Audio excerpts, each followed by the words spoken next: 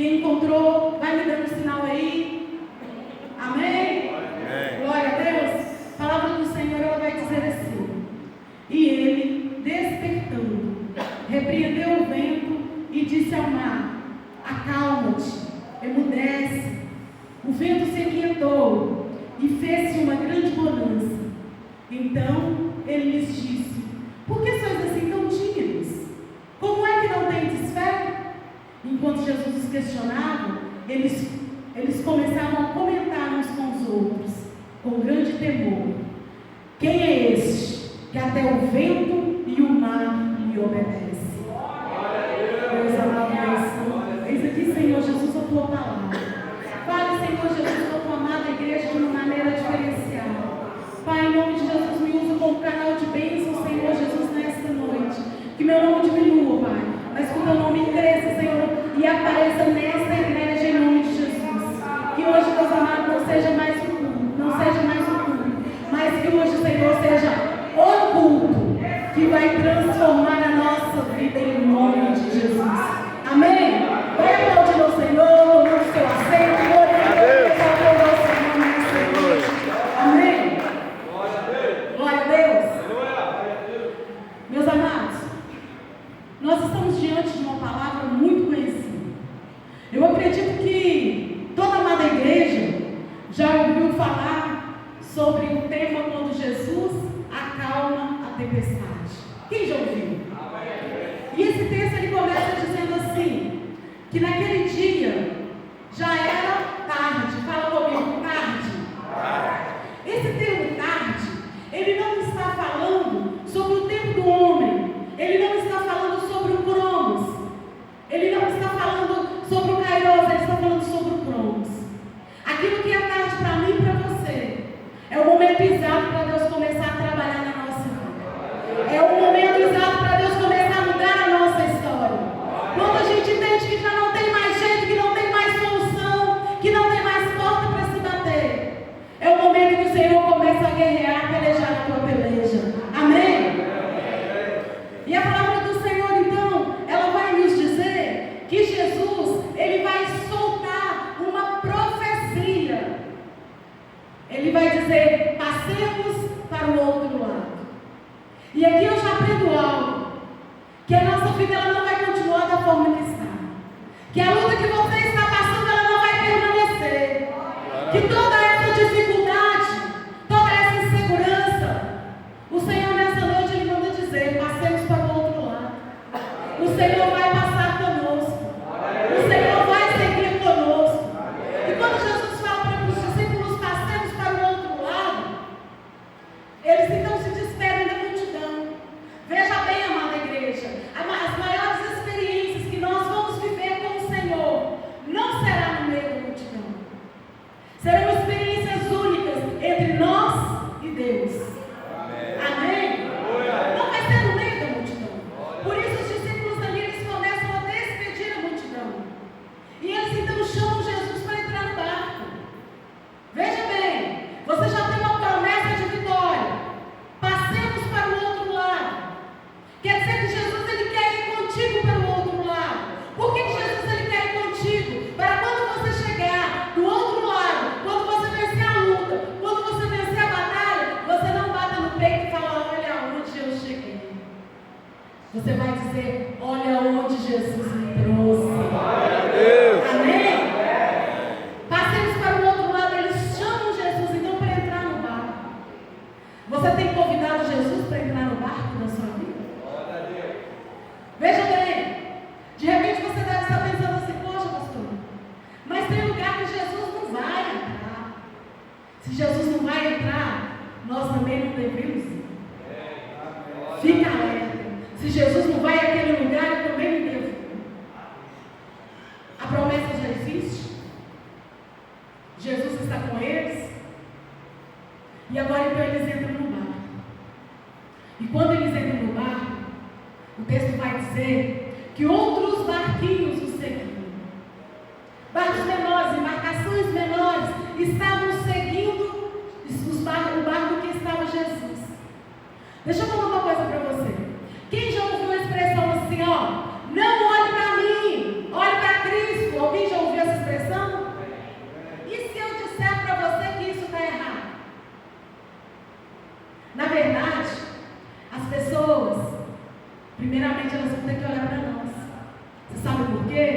Porque o Senhor disse que você é sal da terra e luz do mundo.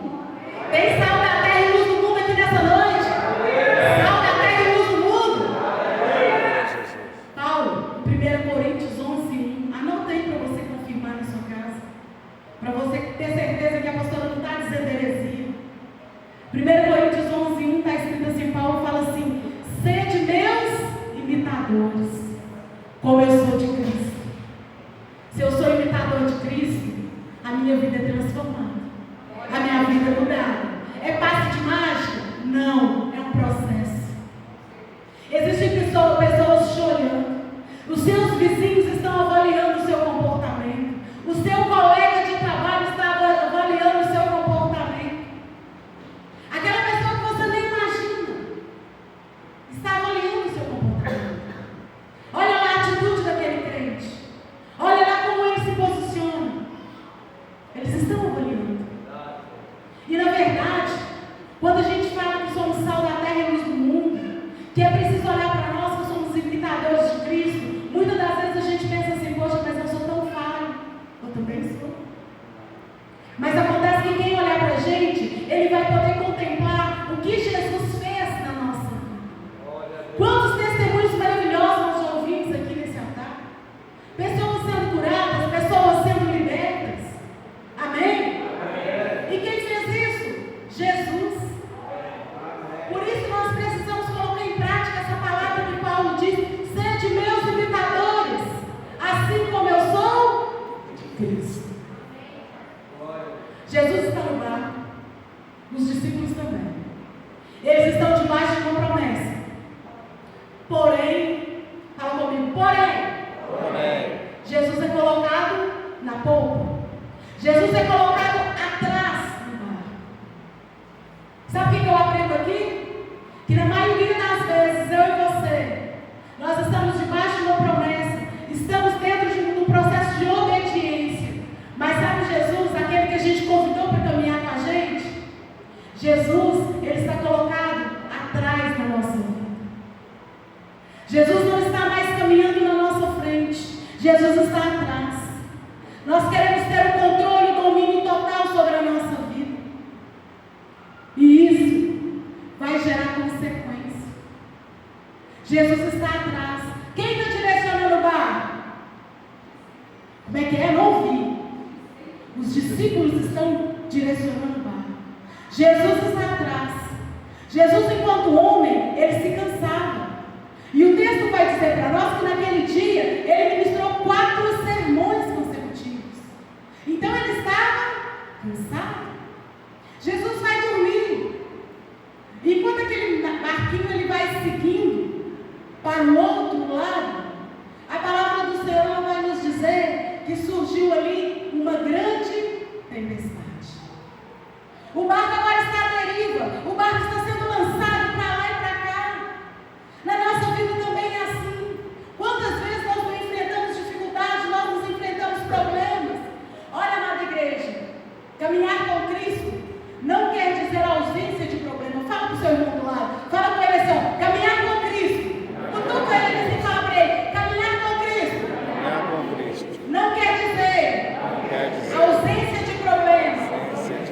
Quer dizer vitória garantida. Glória a Deus. Só quem toma posse glorifica. Aleluia. Glória a Deus. Caminhar com Cristo verdadeiramente é garantido de vitória. O barco está sendo assolado, o barco está sendo açoitado, o barco está à deriva. Olha, deixa eu contar uma coisa para você. Na nossa vida, nós teremos momentos em que a gente vai viver isso. Tem uma cantora Cassiane, se eu tivesse alguém que me ajudasse, meu Deus, porque eu não sei cantar. Se eu começar a cantar, todo mundo vai levantar e vai embora. Vai todo mundo embora sem olhar para trás e não vai querer nem voltar nessa igreja mais. Mas tem uma música da Cassiane que fala assim: se passares pelo fogo, quem sabe cantar? Puxa aí, minha Carol. Ajuda ela, gente. Sopra nas águas. Amém? Quer ver? Eu vou até passar o microfone para mim. Vem cá, minha Carol, vem cá, me ajuda aqui. Me ajuda a ministrar nessa noite em nome de Jesus. Gente, se eu cantar, vai matar o clima. Se passares pelo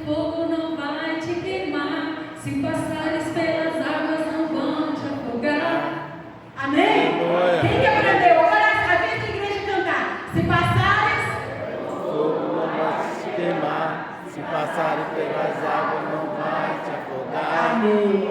Deixa eu contar uma coisa para você. O sim é possibilidade.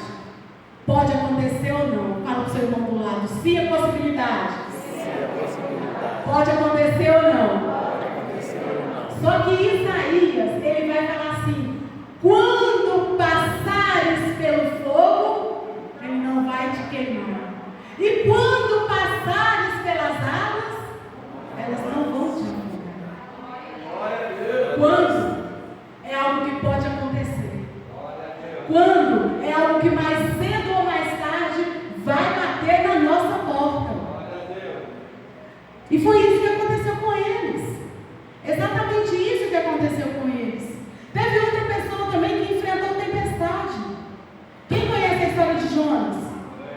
Conhece? Jonas também estava dentro de um navio e o mar ficou revolto. A diferença é que Jonas estava debaixo de desobediência.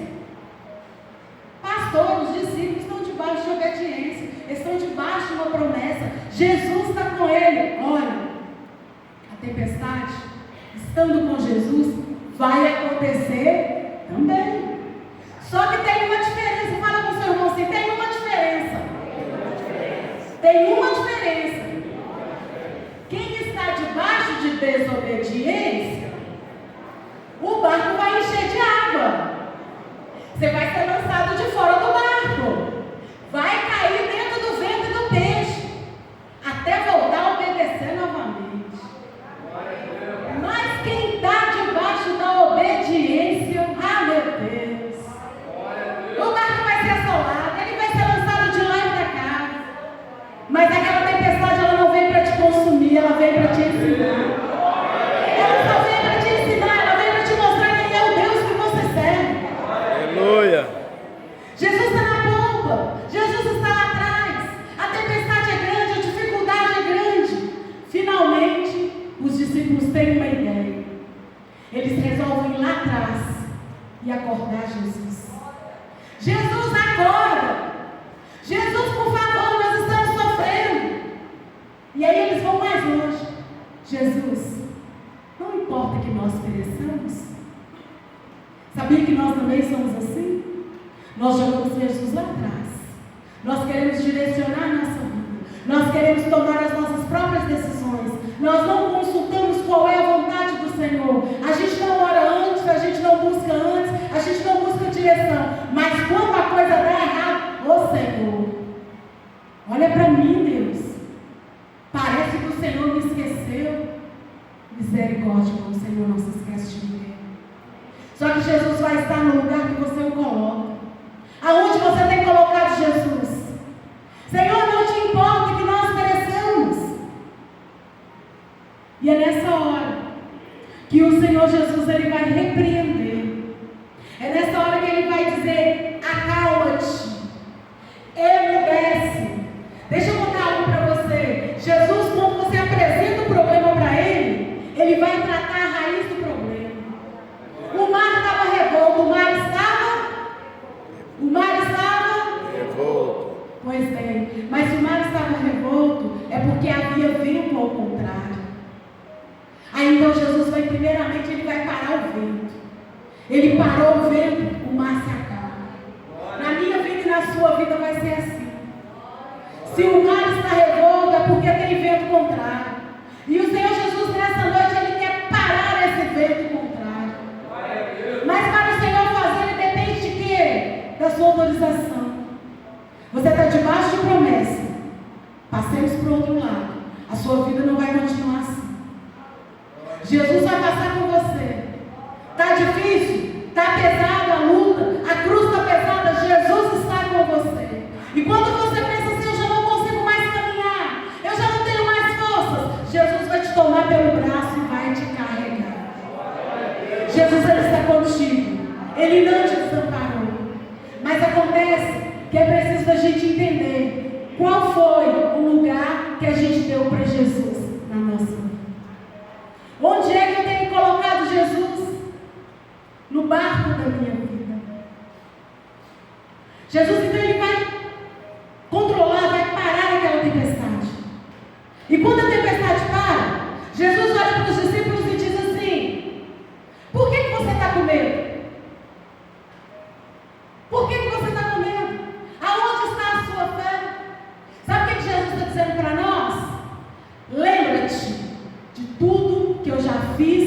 sua vida. Lembra de tudo que eu já fiz na sua vida. Quantas portas se abriram, quantos livramentos, libertações. Quantas vezes eu cuidei do seu ente querido. Quantas vezes você se colocou de joelho na minha frente por causa de uma causa. E eu cuidei de você. Lembra-te de tudo que eu já fiz na sua vida. Olha, tem gente que deve estar pensando assim, pastora, mas na minha vida ainda não vivi nada com Jesus ainda não. Você quer ver um exemplo? Você está na beira da calçada. Quando você vai colocar o pé na faixa, vem um motoqueiro, um carro bem veloz, e você logo recua. Você vai me falar que isso é sorte? Isso é sorte? É a mão de Deus na sua vida. É Deus cuidando de você.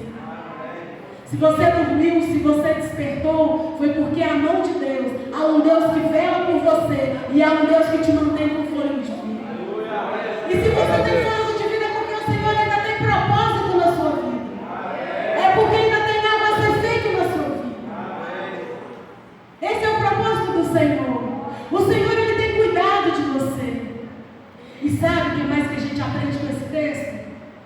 Que aquilo que nos causa medo, aquilo que nos tira o sono, não é capaz de tirar o sono de Cristo. O nosso Deus, Ele está acima de tudo isso que nós estamos vivendo. O nosso Deus, Ele é maior do que qualquer doença. O nosso Deus, Ele é maior do que qualquer problema. O nosso Deus, Ele é maior do que qualquer endividamento. O nosso Deus, Ele é maior de toda e qualquer dificuldade. Glória a Deus. O que está nos impedindo de viver o melhor de Deus é onde a gente tem colocado Jesus na nossa vida. Onde está Jesus na sua vida? Mas algo me chamou muita atenção nesse texto. Jesus acalmou a tempestade, Jesus questionou-os. Aonde estava a fé deles? Porque eles estavam temerosos. Mas enquanto Jesus questionava, eles comentavam entre si: quem é esse? Pergunta para o seu irmão: quem é esse? Que até a natureza o obedece. Deixa eu perguntar algo para você. Eu já tive a oportunidade de ver, mas aqui só tem gente nova, não vai conseguir acompanhar meu raciocínio. Lá em Belo Horizonte, tem um rio que passa no centro da cidade, chama Rio Arruda. Antes de lá ser canalizado, meus irmãos, isso é só para quem é assim, mais amadurecido, que vai conseguir entender essa história. Quando lá não era devidamente canalizado, em tempo de chuva, a gente presenciava, sabe aquele fogão vedete vermelho de asinha? Você chegou a conhecer? Mesmo? Ó, já tem um irmão que reconheceu o fogão. A gente via aquele fogão dando tombo no meio do rio. Sabe aquela geladeira Consul? Eu tenho certeza que ninguém aqui conheceu dela. É uma geladeira Consul que quando você punha a mão dela, você tomava choque. Quem já conheceu essa geladeira aqui? Já mesmo? Meu Deus, achei que era só eu que tinha passado por essa experiência. Quantas vezes eu já pude observar geladeira dando tombo ali dentro daquele rio Arruda. E quando a água invade, tem alguma coisa que consegue parar? Tem jeito? E aqueles tsunamis que acontecem lá nos Estados Unidos, tem jeito de controlar? Não! Há poucos dias teve uma chuva de pedra, chuva de granizo, lá em Bambuí. Eu não sei se vocês chegaram a ver. Acabou com a cidade, assolou tudo. Mas o Deus que nós servimos, até a natureza tem que obedecer. Até a natureza tem que obedecer. Mas os discípulos perguntam: quem é esse? E quando eles perguntam quem é esse, eu recorri à Bíblia. Eu falei: eu quero ver como eles, grandes personagens da Bíblia, definiram quem é esse. E procurando dentro da Bíblia, para Moisés, ele é o fogo que arde no meio das sarças. Para Davi, ele é aquele que faz do menor o maior. Para o salmista, ele é o rei da glória. Para Isaías, ele é maravilhoso, conselheiro, príncipe da paz. Para Pedro, ele é o filho do Deus vivo. Mas e para o pai, quem é esse? Pergunta para o seu irmão